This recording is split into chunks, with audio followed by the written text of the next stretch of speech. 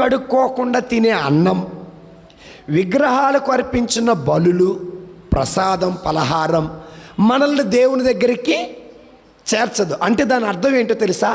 ఆ ఆహారం అనేది శరీరానికే కానీ ఆత్మకి, ఆ విగ్రహాలకు అర్పించబడింది కానీ, చేతులు కడుక్కోకుండా తినే భోజనము కానీ శరీరానికి సంబంధించిందే కానీ ఆత్మకు సంబంధించింది అయితే కాదు. అర్థమైందా? దానివల్ల మనము మలినపరచబడటం లేదు. తర్వాత చదమ్మా.